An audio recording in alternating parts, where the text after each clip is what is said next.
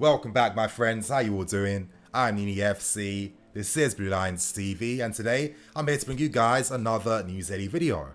Now, for the first story, breaking news came out this afternoon. Another signing has been announced officially. His name is Malang Sarr, and he signs on a 5-year deal and will be loaned out immediately. So here are my thoughts and opinions on that big news.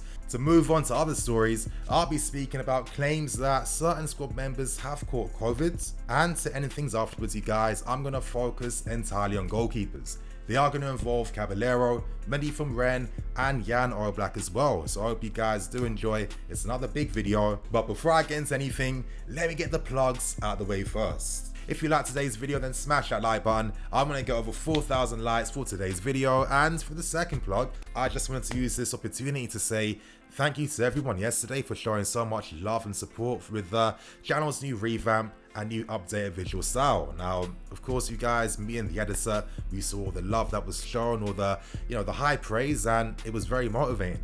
It was very humbling too. And you guys got to realize that I want to be the best professional looking channel for you guys. I want to take what I do to the next level. You guys have been following me for so long, and it's only fair I return the favor back and just give you guys the content you deserve. So of course, I really appreciate you guys. And now, to move on to the first story today, of course, we need to break down and discuss the new signing that we've made in Malang Sarr. Now, to speak about the story, I'm going to be using the club's official website.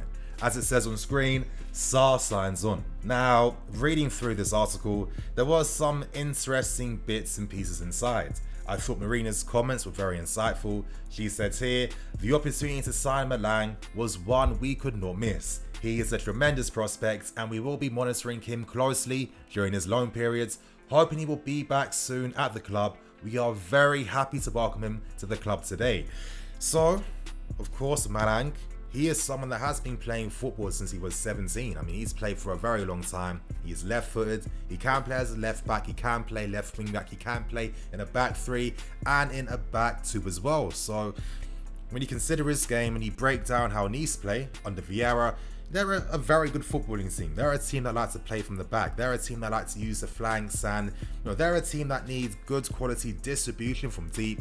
They need defenders that are very comfortable playing those progressive passes into the final third, and that is something that Sarr definitely has locked down, and that is something that is very good about his game. I think that this is a very smart signing. This makes a ton of sense. I mean, to have a prospect like him on the market on a free, 21 years old, you can imagine that if he was still under contract at Nice, they'd be getting at least 30 million for the players. So we have someone that has very high potential.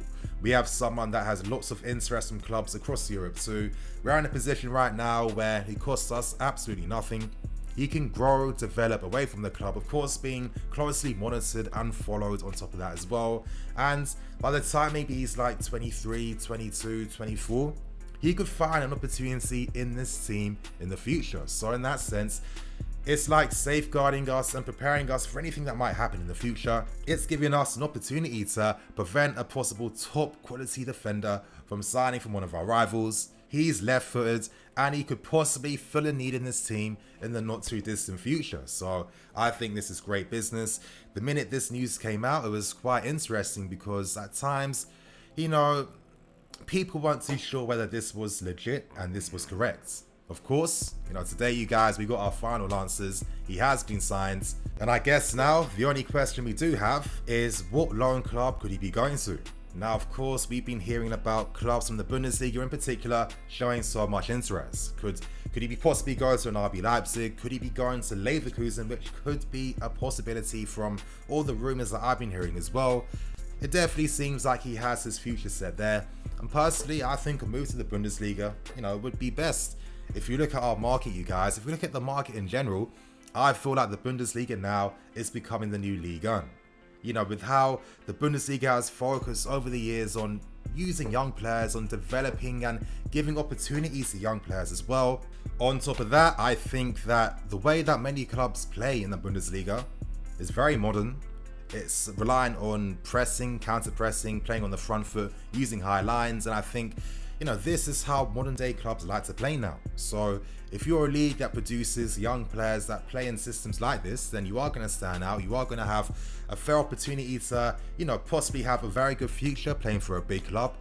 And in that sense, I think this deal is very smart and really sets us up and protects us in the future. Sarr does sign on a 5-year deal. He is going to be loaned out during the entirety of the 2021 season. All we can say now is welcome Malang Sarr. I feel like he is a player that we are going to be seeing a lot more of, we are going to be hearing a lot more of, and of course you guys expect me to produce the non reports for players like him, Broja, and many more throughout the course of next season. And now you guys, we do move on to the second story, and it's a pretty serious one. It's in regards to reports stating that certain players have returned back from their holidays having caught COVID-19. Now, I've heard about this news for the past few days. Literally the past 2 days, I've been told the information behind things. I know at least 2 players who officially caught it, but guys, I won't be saying anything. You know, I'm not the Sun, I'm not a tabloid, I'm a fan channel. You know, I can't be snitching on my club. I know the club are trying to keep things absolutely under wraps, and you know, it's quite funny in that sense because the Sun released the article, they released the news. Of course, they did not have enough information on them by the time they released the article, but as Sun being a tabloid, they don't care. It's about getting those easy clicks and those easy likes. The reality is right now, you guys, there is literally nothing to worry about. The players have already returned back. The players that need to quarantine are already doing that. Players that have come back to get medicals have already got them. Things are under wraps. It's not even that deep. It's really not that crazy. And you know, when you get a virus like this, you know, you don't get the virus doing bad things. You know, the state of this virus means that anyone could get it at any time. I just think it was an unfortunate thing, but due to these guys being professional football players and young as well, they seem to not suffer too much from this. So I think we'll be fine in those regards. But I guess the reason why the club are being so secretive and keeping things under wraps is the fact that you don't want to give away anything to your rivals in regards to preparation they can make with the start of the Premier League season.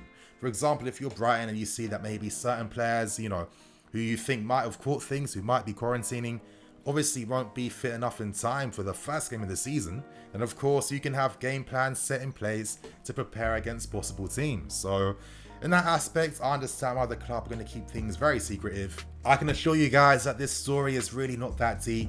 Maybe it's getting a bit overblown at times because of course a lot of it is still secretive, but the main reason for that is that, you know, these journalists that have communicated with the club, they've been denied that information, and it is what it is. So to move on to the next story, I now want to focus entirely on goalkeepers, starting with Caballero first.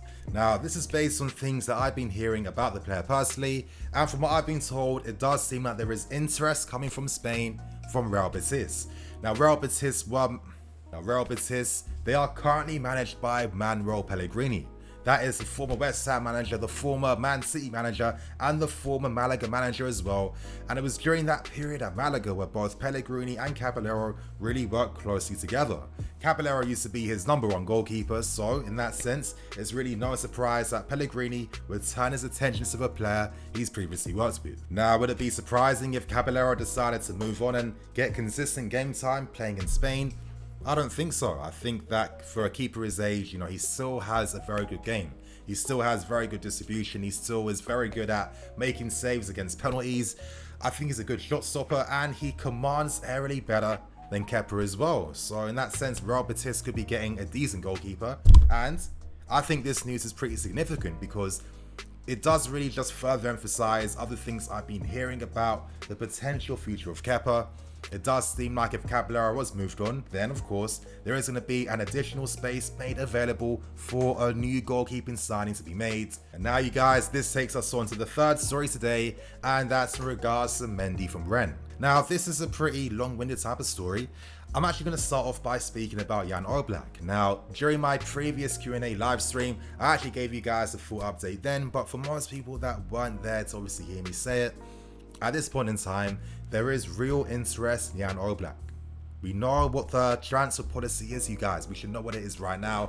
We want to sign the very best #1 targets we can get, and unless we are told categorically no, or unless maybe a deal can't be done in the current window, we're either going to forget that target, move on, or wait for another window to find a better opportunity to sign a #1 target. So in that sense, Jan Oblak basically won't be happening in this window, and that's due to the ridiculous money that it would take to sign the player. For example, currently Oblak is on 360k per week. He's told the club, and that's because there have been talks of course with Atletico Madrid in regards to the availability of Oblak. If Oblak came, he'd want more than the current 360k per week he is currently earning. And on top of that, you guys, Atleti have been very assertive when they've said that if anyone wants to sign him, they have to pay his full release clause set at £108 million. It is a ridiculous amount of money. I feel it's that type of money that we aren't going to spend in this window. However, this does not rule out the possibility of making a future move for Oblak in the next window to come. We are only going to have money to spend once we get that UCL money coming through, once we get money from other ventures on top of that. Of course, and technically, we could afford a move for an Oblak in the next window. Oblak would then be 28 years old, but we have to remember, keepers can play for another 10 years. So in that sense, Oblak could be worth that investment over the next 10 years. And due to the fact that Oblak becomes a #1 target that can't be signed right now, the club won't be signing any mid-tier options. That is the plan, you guys. The only players we are looking at right now are affordable goalkeepers that obviously have great technique, great abilities, and this is the main reason why we've turned towards your Lolachons and your Petr Cechs, so they can use their analysis, they can work with scouts to find the best possible candidates to sign for this current window.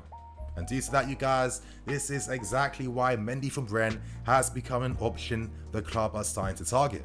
Now, the interesting news is the fact that Rennes turned down a €60 million bid from us, and I think that tells us everything we need to know. Mendy won't cost us more than 30 million. Mendy has great attributes in his game as well, which has been highly recommended by your Petr Cechs and your Lolachons, and in that sense, is that a surprise? You know, Cech used to play for Rennes back in the day when we originally signed him, and on top of that, Lolachon has been monitoring this player, he's worked alongside him, and he knows his game inside out. Now, even seen from the stats and even seen from the simple eye test, Mendy is a massive guy. I think he's 6'4", 6'5". He's got arms like a basketball player. He has exceptional handling. And when you see his save percentage over the past 2 seasons, it's around 76% and 78%. It's proving that he's a goalkeeper that steps his game up when he plays for better clubs. I think that with this signing, I would fully back it, you guys. I mean, with all the amazing talents we've signed already, this has come down through the efforts made by so many collective people to get the right possible targets for us. I'm going to trust Petr, I'm going to trust Lolachon. These guys are goalkeeping experts. They know what they're speaking about. They know what to look for. And if they think Mendy is the player to fill the criteria that we need, signing a stopgap goalkeeper that has quality, that could be a potential #2, for example, then Mendy could be a great goalkeeper to sign. On that note, you guys, I'm going to wrap things up and keep things moving. I'm EFC, this is Blue Lions TV. I'll see you guys later with some more videos.